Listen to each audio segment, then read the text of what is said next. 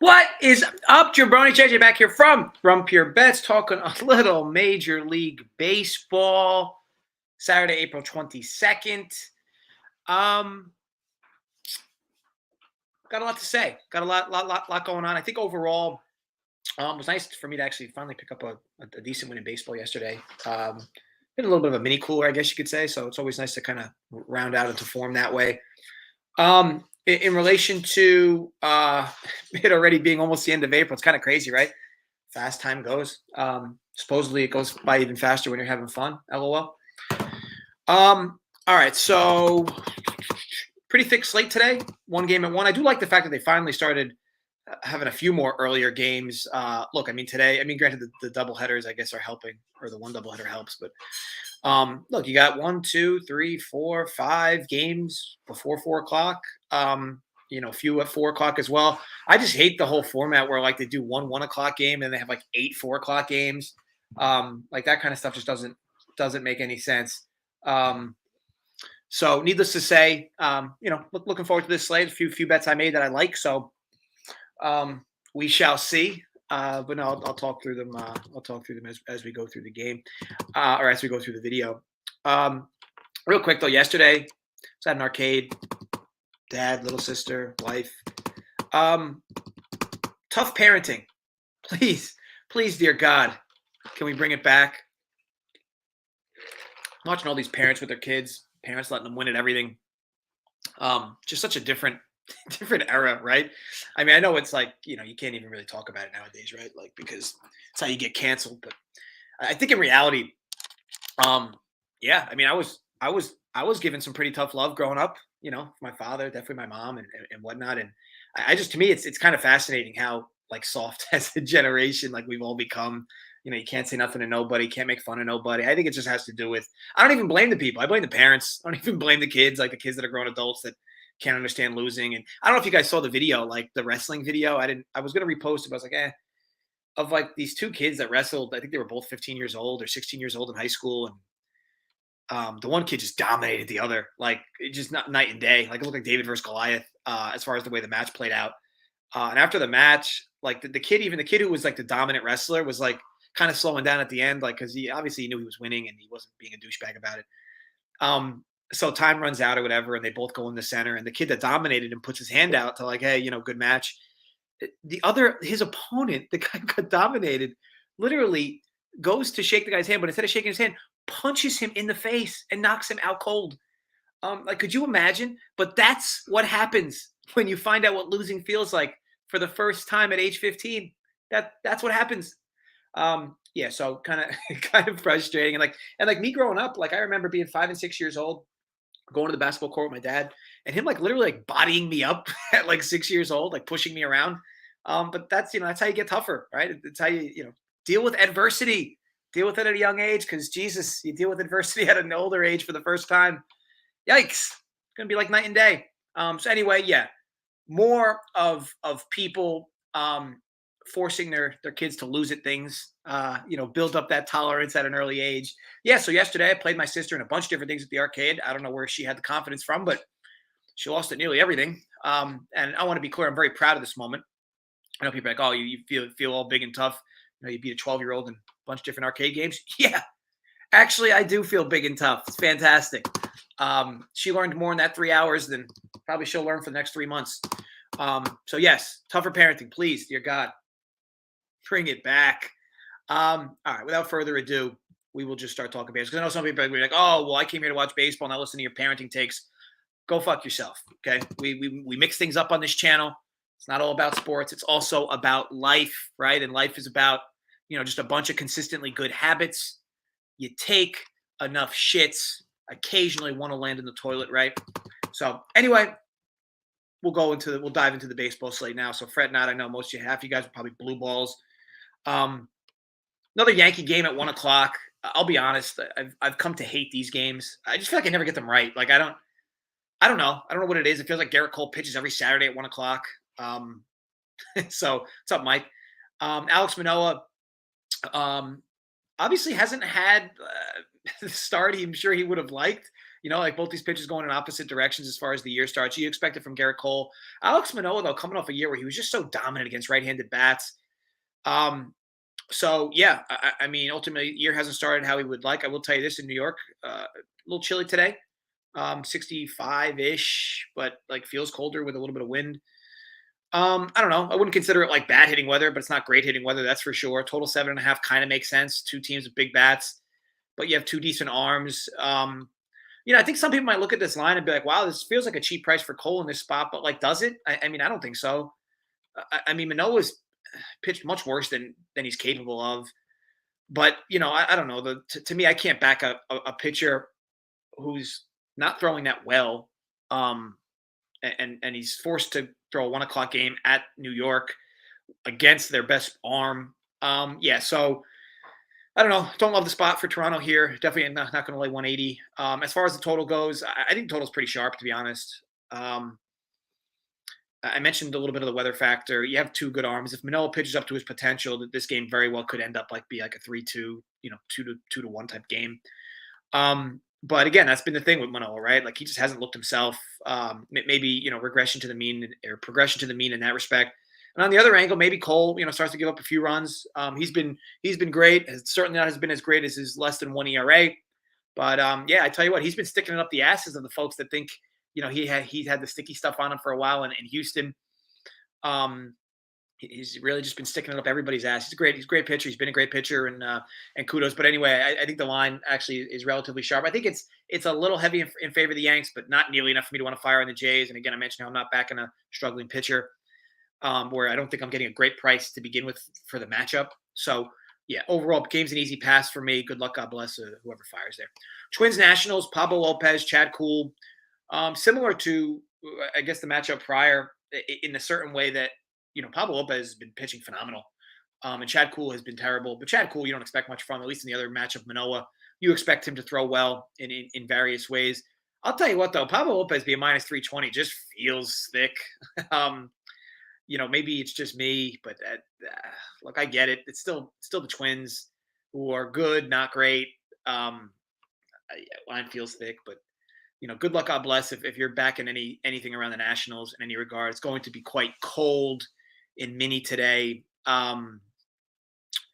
But again, so that obviously favors the pitching. You're looking at a game that, if I'm seeing this correctly, is going to feel like 25 degrees. I don't know if you guys ever played, even if you played slow pitch softball in that weather. You get a ball in on the hands in slow pitch softball on a 25-degree weather day. That is quite a stinger.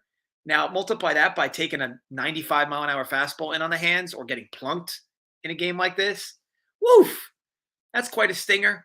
Not exactly hitting weather by any means.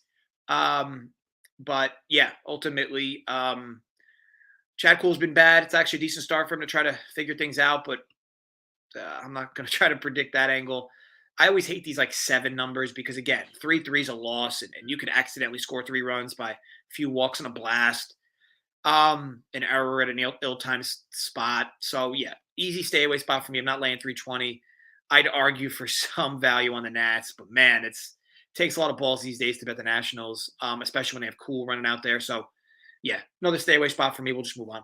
Cubs Dodgers. Dustin May going up against Wisniewski.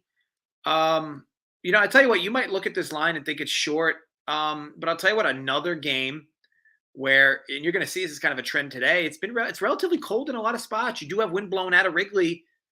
Still 44 degrees on that field, which is quite cold. So yeah, total of 9 in theory could make sense for an over. And now I think you could even get 8.5. I will tell you this, Wisniewski could definitely get hit. And Dustin May has been far from perfect. But again, this is another weather angle like the Twins. Weather like this always favors the pitching. But with that said, yeah, I mean, if I was forced to make a bet here, I would bet this over 8.5. Just because you still have the wind blowing out of Wrigley. And yeah, the cold air is going to thin things down, but it's still mid pitching at best. And I know May has a top potential, right? But Either way, it just becomes a stay away spot. And Dodgers a pretty cheap tag here in the Dodgers at -120 and down to -125. It looks like. But yeah, I want no part of this game as far as spread goes. I think if you're somebody who thinks, oh, this is a good spot to bet the Cubs, let me ask you this: how many times this year do you think you're going to bet the Cubs against the Dodgers, and the Cubs are only going to be +100? So yeah, I don't necessarily think there's value on the Cubs, but I do think it's decent value to be had on the over. Not even near enough for me to want to fire, but call it a strong lean. It's up easy. So anyway, we'll move on to the next game. Phillies Rockies. So Kyle Freeland had a decent start to the year, right? He's drawing Christopher Sanchez in his first start. Um, More of a glorified pen guy, though, right? I wouldn't expect Sanchez to go deep in this game.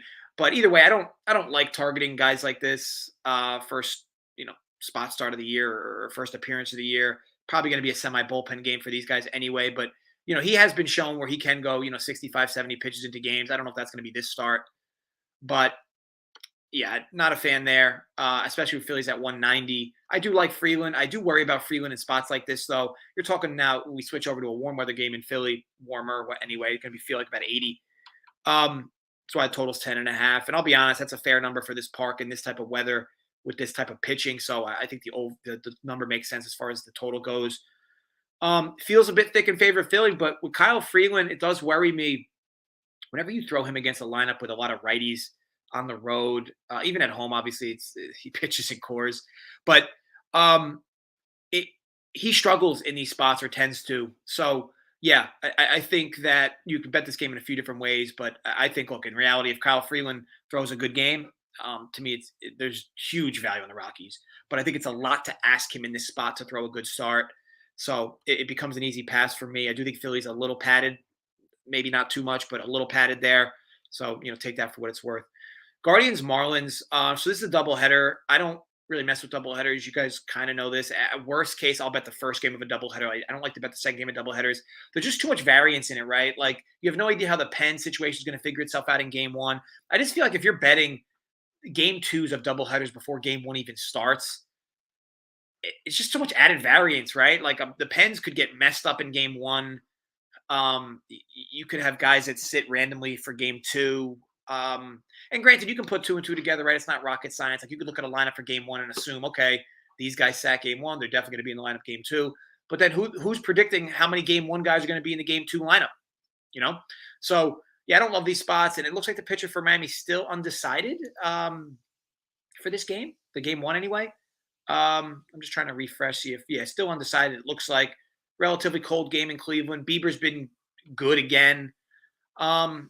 Line feels a little cheap though, right? In favor of Cleveland, only -140, which would make one think that Miami's going to throw out a good pitcher here. But yeah, ultimately a lot of too much randomness. I have no idea who's even pitching for Miami, so I don't know how anybody could objectively say, "Oh yeah, I like this side a lot." I'd love to know at least who's pitching or if it's going to be bullpen day, whatever. But again, line indicates to me that we're likely getting a decent arm for Miami in this spot. Again, cold, so the total makes sense. We'll just move on. Rays White Sox. Shane McClanahan, Dylan Cease, best pitching matchup of the day. Look, McClanahan, I've been saying this now. The dude just fucks, right? Like, strong lefty and a strong lefty. And here's the thing, right? With big lefties, when I use the word big there to say elite type lefties, not like big in size or stature. McClanahan's really good against right-handed bats. I think that's what struggled. That's where like really good lefties struggle from becoming a really good lefty into like an elite pitcher from the left side. McClanahan's just really good at right-handed bats, and of course he's dominant on left-handed bats. Dylan Cease is good though, right? Like, Dylan Cease has been good. He's had a good start to the year. He's got good stuff. Tampa's -190. Feels a bit thick, all things considered. But McClanahan's just been so good, right? So good. So yeah, I do think this line is relatively sharp. I think with what the line has moved to, I'd argue there's some slight value on the White Sox, but again, not even enough for me to consider it a lean. So yeah, ultimately, I've been a McClanahan guy. I like Cease. You could target the under, but look, you got two teams that have a ton of pop. I think I saw, is it the Rays are like by far the most dominant team in home runs this year? Like a large margin above the second place team in home runs. So yeah, I mean, Dylan Cease can certainly give up the home run ball. But Pitcher's Park, low total, two good arms. A lot of signs point to this game going under, and you got two decent. Well, the Rays pen's good. The White Sox pen has been blah, and maybe that's what's part of the line, right? So either way, a lot of arrows going different directions for me in that game. Just another pass spot. Giants Mets, first best bet of the day. I bet first 5 under 4.5 here. I got that plus 102 FanDuel. So that's Mets, first Giants, first 5 under 4.5 plus 102. And that was at FanDuel. So it's a few things with this game. So first of all, what's up, Ricky? Greg, long time no see. Love you. Richie Smalls, what's going on? So for this game, it's a few things for me. First of all, Logan Webb has pitched much better than his surface ERA shows, and he's pitched way better than his record shows. I look at it like he's somebody who's really tough on righties. Mets obviously bring a handful of right-handed bats to the dish. And Logan Webb's also proven to be a better arm at home. I think he's shown this year he struggled a bit on the road.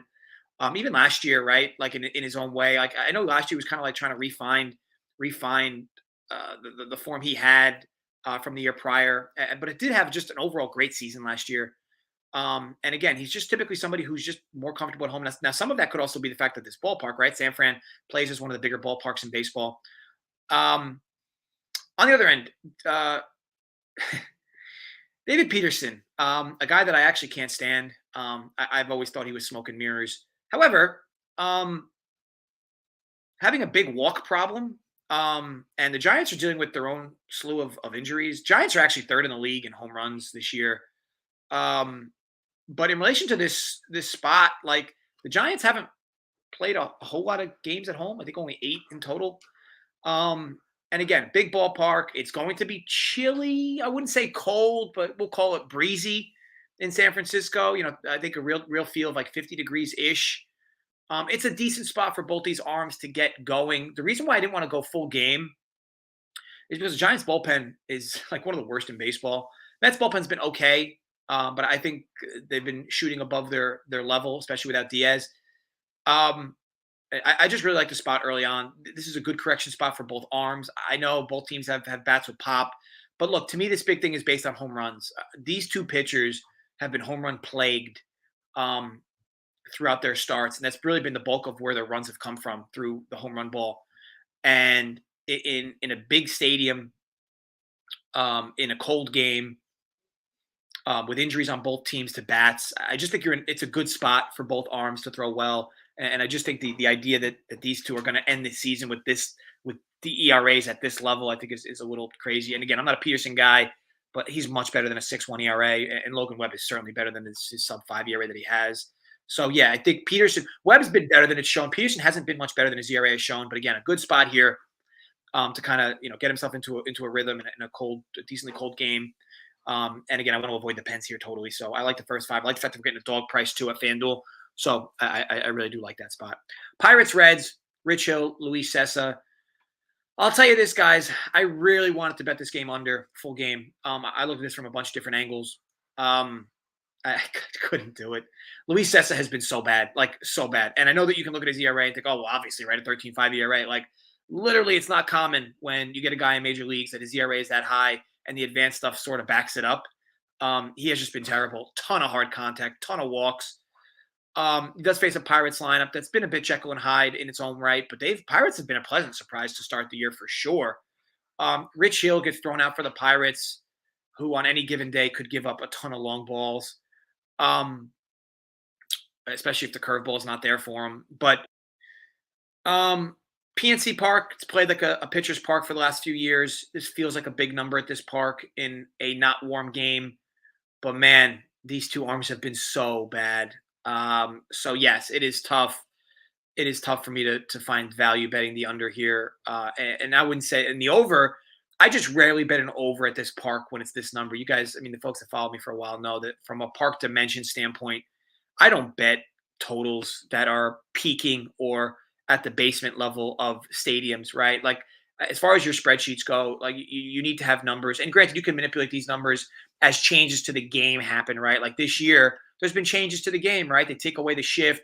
the pitch clock, all these things have resulted more stolen bases, more base hits, more runs scored, right? But I think in reality, you need to have a ceiling number for parks where, look, when a number is this high at a park, I don't care who the starters are, not betting that total over.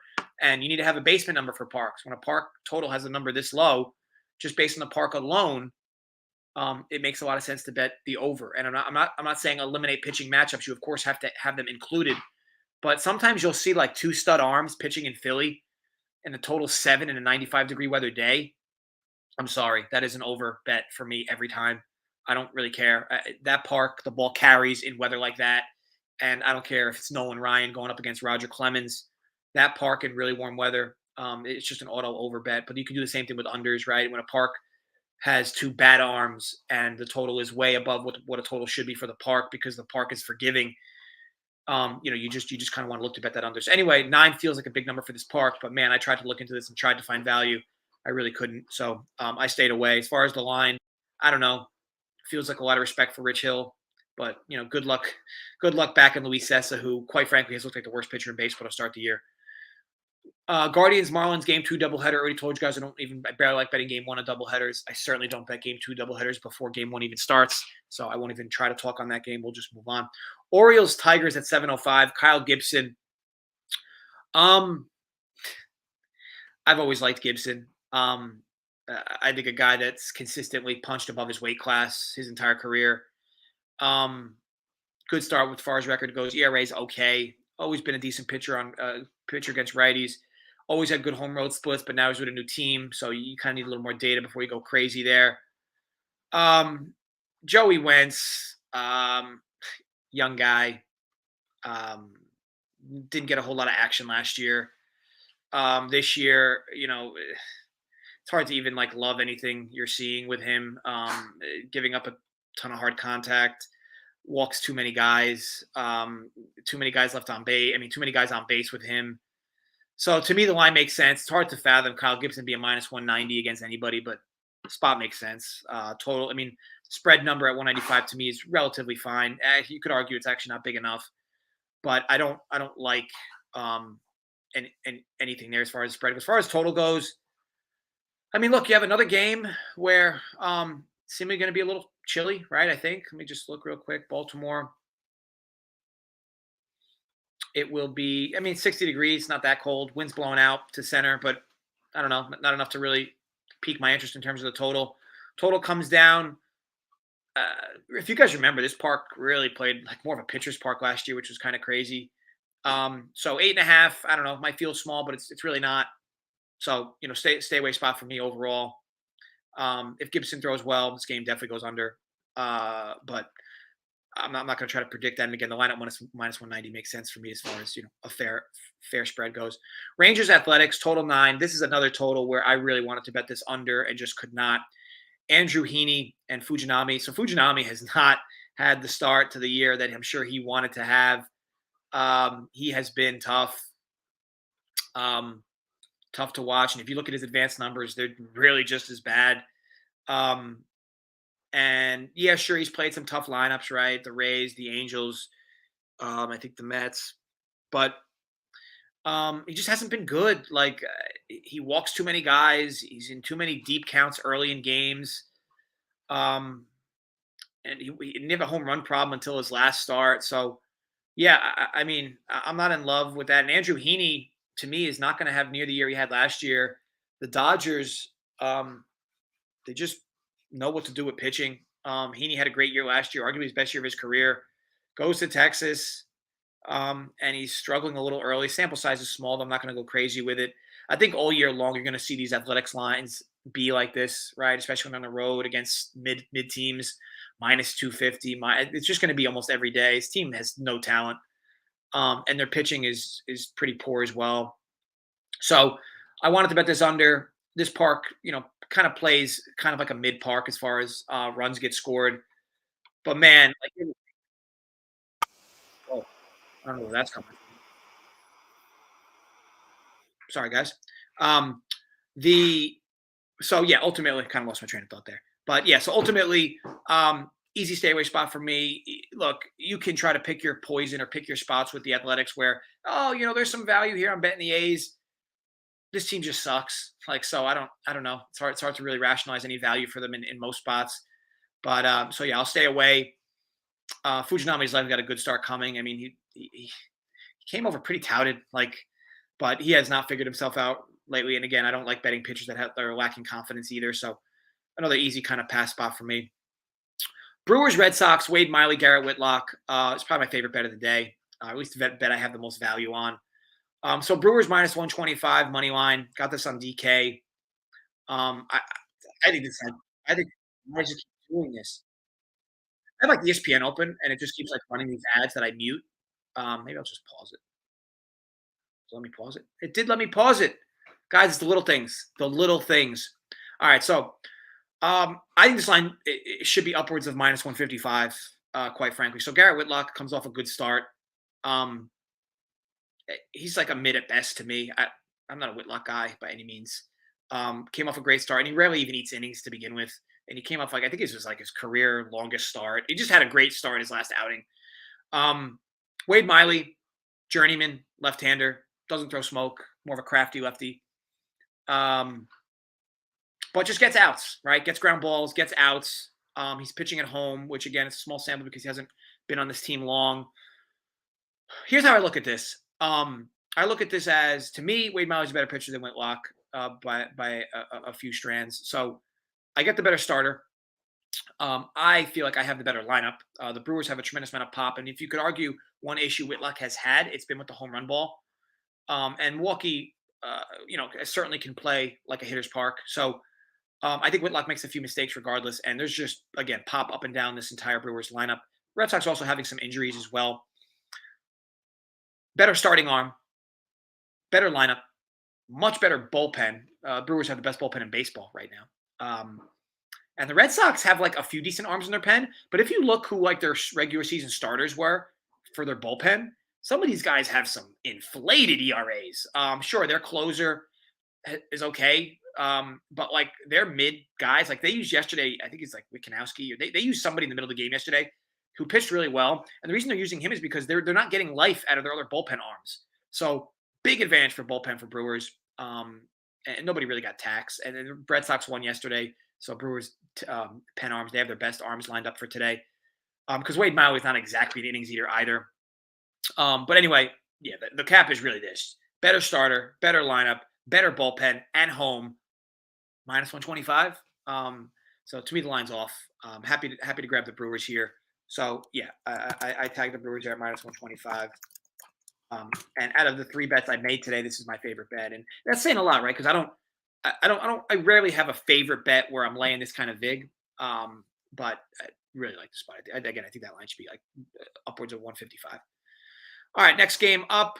Oh wow, the way this kind of sorts itself out. Back to back best bets. Hold please. So Braves Astros. Fun little matchup. Kyle Wright, Framber Valdez. I've been a Valdez guy for the longest time. The dude is just good. He's a left-hander that gets righties out. And it goes without saying, right? Like, I know it seems so simple, but like your best left-handers, what separates them is the fact that they can consistently get right-handed bats out. And when you play a team like the Braves, especially on the road, you got to be able to get right-handed bats out. The Braves are just so stacked from that side. Kyle Wright has been a bit of a victim of unluck, a bit, to say the least. Whip is sky high. And it's not like he's played like dominant teams either. But to me, again, you look at his advanced stuff, he's been a bit unlucky. Sample size is very small as well. Somehow he doesn't have a loss out of those two spot starts. To me, this is an under, full game under. The Astros have been hitting for sure. They've been, kind of, I don't want to even say Jekyll and Hyde. They've kind of found their stroke with the sticks. And Alvarez has been fantastic. The Braves, as we know, have a ton of threats in this lineup. But Framber should be able to keep this team somewhat at bay. And here's the thing. When I see a total of 8.5 in Atlanta, the first thing I look for is weather, right? I've already mentioned how these East Coast parks, Philly, Atlanta, Washington, Cincinnati, in warm weather, ball just carries out of these stadiums. In cold weather, though, Not really at all. So dimensions wise, these parks, it's not like they're smaller.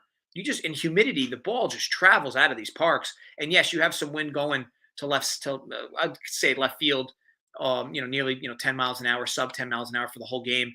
But a 60-degree game in Atlanta, you're just not going to get as nearly as much carry on the ball that you would obviously in a warmer climate. Um, the and then for as far as bullpens go, right? So like the Astros have a very respectable pen. The Braves, just trying to see where the Braves line up here. Braves actually have like the fifth or sixth best bullpen in baseball to start the year. And I think I could be wrong. I'm just trying to sort things out. I think they have the lowest whip in baseball as coming out of the pen. Oh, second lowest whip coming out of baseball. So I'd argue that they've even actually been a little unlucky in that regard. But they've been phenomenal from the pen. And the Astros, we know, have a good pen. Both pitchers have been shown to be able to eat innings. Now I know it hasn't really been the case for Kyle Wright this year, but again, tough spot for Kyle Wright. But with a little bit of weather on his side, and look, the Astros had a nice little momentum win yesterday, right? But to me, if I can get 6 innings, 2 or 3 earned out of Kyle Wright, I feel very good about this total, and I think I can get that out of him. If he can get that ground ball going, get himself out of some jams, I do like the spot. And again, when this game gets turned over to the Pens, 2 above average Pens for sure. Feels like a big number for this park, all things considered, today on a day where weather's not going to carry out. You have combined 2 mid-arms. So I really like the spot for this game to go under. So I bet that under 8.5. This is, let me see. I think I got this minus 110. Yeah, DraftKings minus 110. Let me just see if that number's still live. It is still live. And look, I'll be honest, I expected to. I think people are going to want to bet this game over. You had the 10 runs yesterday. The bullpens didn't really get taxed all that much yesterday. I mean, a little bit, but nothing crazy. I would expect the same arms to be rolled out again if needed. So, yeah, ultimately, all things considered, love the spot. So I bet that under as well. River, thank you for enjoying the insight. Of course, River, happy to help. Duncan on the fam yesterday. Yeah. It's the little things in life, Cody. So it's the little things. All right, so 3 games left. Padres, D-backs, Merrill Kelly, Joe Musgrove. Wow, I will say this. A lot of respect for Musgrove here. First start of the year. Here's the problem is that I'm a Musgrove guy. Like I do have some biases in a positive way for Joe Musgrove. Now, the problem with Musgrove is always the fact that he relies on a lot of swings and misses. He throws a lot of, I guess what you call junk. D-backs, I wouldn't exactly consider this a free swinging team, but there's just not as many people that can really genuinely hurt you on this team. 9.5 total in this park makes me feel pretty confident. The roof is going to be open here, 90 degrees. Assuming the roof is open, the total makes sense. If the roof is closed, this number is about a run total high. So keep an eye on that. If they leave this roof open, total's fine. If they close the roof, because of they usually don't close the roof in 90-degree weather, I'll be honest. But if they were to, this total is easily a full run too high for this park, especially with these 2 arms. Merrill Kelly's been proven to be a very good arm at home. However, he is going to be seeing quite a tough lineup today, so take that with a grain of salt. I do think there is slight value on the D-backs, but if Musgrove brings typical Musgrove stuff, D-backs are just going to be flailing all game long. And I do expect the Padres to get to Kelly a bit. So I think the line's relatively fair, slight favorable, or some slight favoritism towards the D-backs. Not enough for me to want to really fire, though. And again, the total to me is fair if the roof is open. If it's closed, total's too high. I would definitely bet that under if I found out the roof was getting closed. Angels, Royals. By the way, you can get Angels tickets for as low as $5, if you will. Kind of crazy, right? Team is super talented up and down, and you can get nosebleed tickets for $5. In this economy, imagine. Anyway, Tyler Anderson, Zach Greinke. Zach Greinke is just a complete enigma to me. I mean, he throws like a 54-mile-an-hour curveball. It's kind of comical, actually. Tyler Anderson, this is kind of LOL. Andrew Heaney last year was with the Dodgers, looked like a stud, goes elsewhere, looks like dog shit. Tyler Anderson looks like a stud, had his best year of his career in LA, and thinks I'm going to do things differently in the other LA. And he's been getting rocked. I just, to me, if you're fortunate enough to be in the Dodgers starting rotation, why are you leaving that ball club? Like, they're doing something right there. I don't know if they're cheating. I don't know what they're doing. I don't know if it's all mechanical. I don't know if it's technique. I don't know what it is, but they just fix pitching in that Dodger system. And when people leave that system, they just look like dog shit again. Small sample though. Maybe Anderson will figure himself out, but he was a mid pitcher at best in Pittsburgh and the other spots he's been before the Dodgers. Looked like a stud on the Dodgers, and now he's kind of back to his form. Zach Greinke, again, you just kind of tip the cap. The guy throws nothing but meatballs, and he still gets outs. He's just a smart pitcher, right? Minus 180 LA. I don't know. The number feels a little light. But yeah, I don't. Here's the thing: I don't bet the Angels when I get them at like minus 110. And I don't bet the Ohtani games because the lines are super inflated. So the Angels are just not. They're a team that lost me so much money last year that I don't even want to bet them at all this year. I just try to look at them as a blind spot on the board for me. I'm not saying anybody can or can't find value there, but I don't know. As far as 9.5, I'm gonna be honest. That's a big number for this park. I can't even remember the last time I saw a 10 at this park. And granted, with the rule changes, sure, you elevate the numbers up a bit, but 9.5 is a huge number at this park. But I get it, right? Greinke can implode in any start with the junk he throws, and Anderson's been terrible. I know the Royals aren't a team that can exactly expose bad pitching, but yeah, just a stay away spot for me. I guess I'll just stop rambling. Mariners, Cardinals, Luis Castillo, Miles Mikolas. Castillo's been phenomenal. I love the fact they went out and got him. I think it was last year at the trade deadline. He's been great for them. He was great in Cincinnati, but now he's got good sticks behind him and a good pen behind him. And he's just been good. He's been able to be his true self. Confidence is high. Speaking of polar opposites, Mikolas' confidence is not high at all. I know I backed Mikolas this week. I think it was Monday or Tuesday. Had to be Monday, I guess, in a first 5, which became a nightmare. Oh, no, I'm mixing him up with Jordan Montgomery. Sorry. But anyway, Mikolas has been bad. Look, we know what Mikolas wants to do, right? He wants to get ground balls. He's not going to strike anybody out. He's just been bad. And yeah, maybe you could argue if both pitchers pitch to their top level, there is value here to be had on the Cardinals at this price. But man, I don't do this anymore. I used to bet a lot of pitchers struggling because the way we round out on my numbers, you have pitchers that you peak in value and valley, just like I was talking about with the park dimensions. You have a pitcher that you value maybe at a 7, like you say, no matter what, I don't think this pitcher is better than a 7 out of 10, right?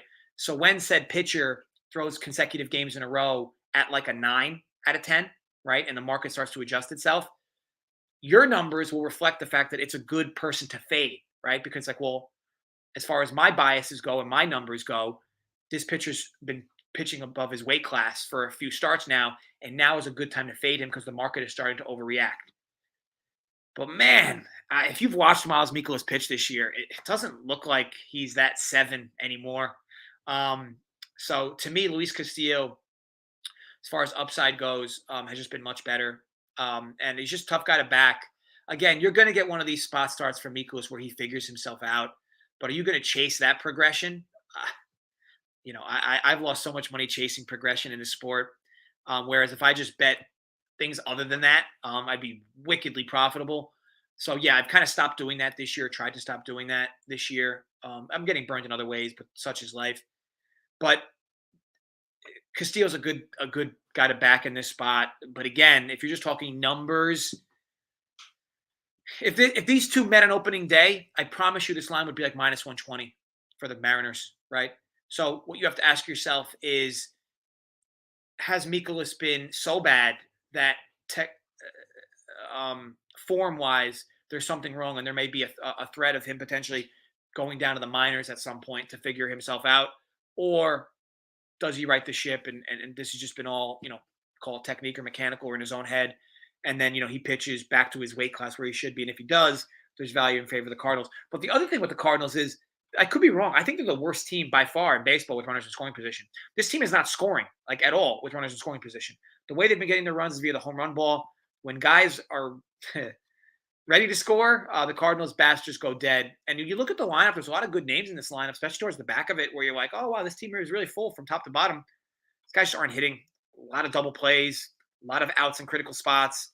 So a lot of factors go towards the Mariners being a good spot here. But again, market-wise, the number, it's a little stretched. So stay away from me. But look, I could be talked into betting either side of that game, to be honest. All right, so that wraps it up, folks. Obviously, enjoy you guys always chipping in as usual with the comments. Did I post first 5 under? Oh, did I only post one of the bets? Oh, shit. I only typed one of the bets. Oops. No, I know I typed Brewers. I did type Brewers. So it was just the under. So Astros versus Braves under 8.5. Minus 110. So those are the 3 bets for me. I bet the Mets Giants first 5 under 4.5 plus 102 FanDuel. To me, that bet's good till about minus 115. Minus 115, you'd have no longer have value at that number. Brewers money line minus 125. That's good all the way to 140. I told you I capped at about sub 155, and you like to get about 15 cents at least of value. So Brewers are good to minus 140 to me. And on the Astros Braves under that number is good till about minus 122.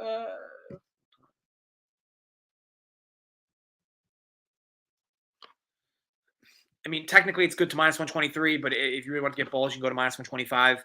But yes, again, we look for value. You try to manipulate numbers where you can find value because this is a long-term game. It's a marathon, not a sprint, and you need to find value where you can as far as the pennies go, because ultimately that's how you profit long-term. But with all that said, folks, gamble responsibly. Thanks for hearing my rant earlier as well. For the folks that did, if you didn't, feel free to roll back and listen to it, or don't. I could give a shit. But with all that said, I hope you all enjoy your Saturday. I'll be back tomorrow. Talking baseball with Joey Holden supposedly coming back. I know, right? Back from the dead. He rises. And then Gary as well talking DFS, but that'll be on the DFS channel. So stay tuned over there. And then we'll back that up with a NASCAR show, which has been growing in popularity. I'm glad that more folks are starting to watch NASCAR. I used to be a guy that hated NASCAR. So I turned the corner, and I think anybody else can as well. It's a fun sport to bet, especially live. And DFS is super fun, super high variance sport. But with all that said, gamble responsibly, stay safe. And as always, folks, run pure, enjoy